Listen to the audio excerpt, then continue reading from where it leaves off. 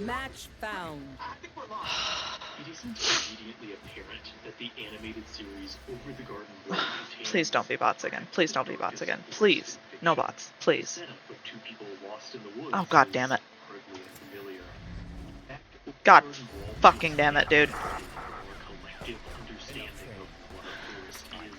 Bright and whimsical in the morning sunlight, and then past a certain point, changing into something grim and unknowable, a force conspiring to swallow you whole. More than nearly any other forest, there is a digestive quality to these woods, a growing certainty that anyone trapped too long will disappear forever.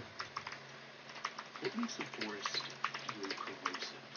Years ago, I remember reading about the Bennington Triangle, a wooded area of the northeastern U.S. where between 1945 and 1950, 5 people simply vanished. I saw my local forest differently after that, unable to help but imagine myself being absorbed into the trees, because only one body in the Bennington Triangle was ever recovered, despite some 300 people joining the search. It was only 3 miles from the forest's edge. It took a year to find.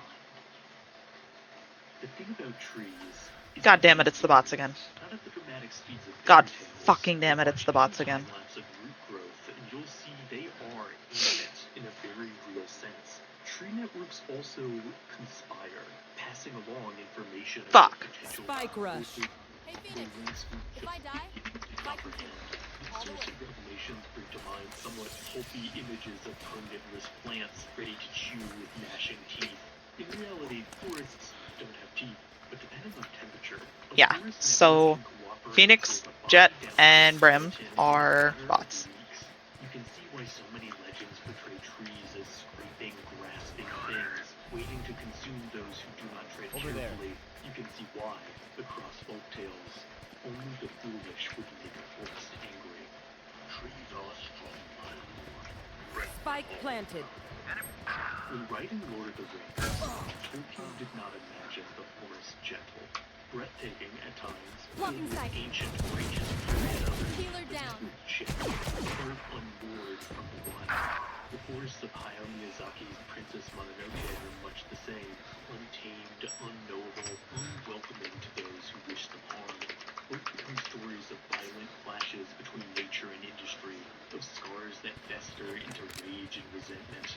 Though less fantastical, real tree networks do communicate. Last player standing. Even remember injury, processing information on a slow timescale, but processing it nonetheless. The forests of these stories recall an era before the ruins, and though you may seek shelter from the trucks, the woods are under no obligation to welcome. Focus on their sage. Few resurrections. The Puritan family of the film's rich. As soon as the forest will provide for them, yet even before the titular supernatural elements appear, the woods feel distinctly unhospitable. Perhaps not visibly angry like the groves of Miyazaki or Tolkien, but no less apathetic Making than cover. their rivals. Even without My ult is ready. there's a sense this family will not survive, but there is. While stunned. Waiting in the dark. If a forest was haunted, Spike planted. chances are it was haunted by one archetype in particular. The witches of the film are notably archetypal, in many ways embody Last player standing. Flawless. Puritans saw witches as interlaced with the vast canvas of the North. Last round in the half. Reason why Over the Garden Wall, a story largely woven from storytelling, features them so heavily. Over the centuries, witches have become inexorably tied to the long shadows of the forest, feverish manifestations of the woods' imagined danger. It's peculiar, then, that perhaps the most iconic reimagining of the spooky witch in the American Woods tale never shows you a witch at all. The movie The Blair Witch Project seems to posit Last player standing. Flawless. that finding a scrap of clothing from someone dragged off by a witch is scarier than finding a body. Switching It's a sides. persuasive argument. Match point. The most about the Instinct only goes so far. disappearances are the Skill covers the things rest. forest left behind. A single rifle cartridge in the dirt, luggage still lying on a bus rack, uncertainty breeds anxiety. This time will be I think different. that's why sequels and spin-offs to Blair Witch aren't as effective. They can't help but show the Focusing. But surely that's scarier than an empty forest.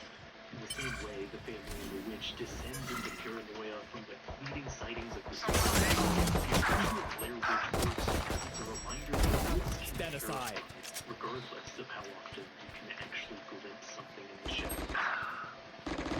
It is likely because of their obscure nature that witches Last player bring standing. so many tales of monsters. In much the same way the deep ocean makes it easy to imagine leviathans below the surface, it's hard not to feel that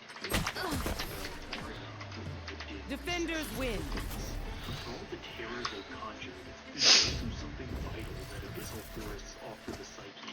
To watch What the fuck, dude? forest decline in the U.S. is to feel a real sense of lurking mythic spaces were cut down to shadows of their former selves. I think of the giant sequoias on the west coast. Trees that seem right out of an enchanted fable, rivaling the heights of what you'd see in a Miyazaki film, now critically endangered. As the forest has declined, so too has the world's wildness, author Robert McFarlane writes, noting how many foundational legends relied upon the forests. Earth's now diminished wildwoods offered a birthplace of monstrous superstitions, but also a kind of storybook bewilderment, and it's impossible not to mourn that, even if what remains is still capable of swallowing the mind.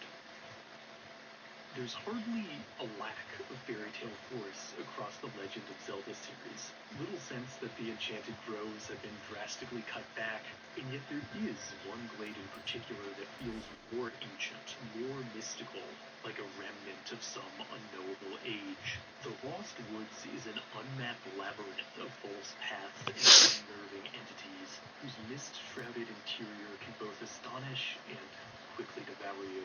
One of the Glen's most intriguing incarnations is in Breath of the Wild, as that game's freedom of movement means you can enter the woods from any direction. One should therefore be able to tell where the ordinary forest ends and the other begins, the precise point at which you've entered a fable where trees contort into faces in the flickering torchlight. Yet while playing, I found myself struggling to parse that liminality. To know wind straying from the path would mean dissolving away. If you speak to those who live on the forest edge, you can feel how they live with an ever-present worry that they too might cross from the known world into the unknown. Origins of the Dark Forest in the Alan Wake games are similarly indefinite, though they blur across a more abstract kind of threshold, the borderline between fiction.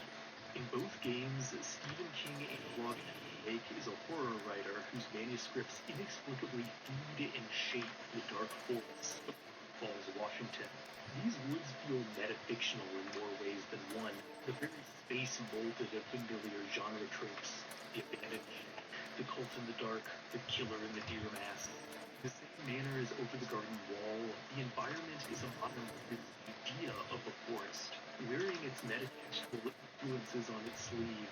Never seen so many trees in my life. In many respects, Alan Wake is set in a forest because it had to be set in a forest, because there's always a forest, always a perimeter that once you've crossed, there is no going back. When trying to map the liminal quality of a forest for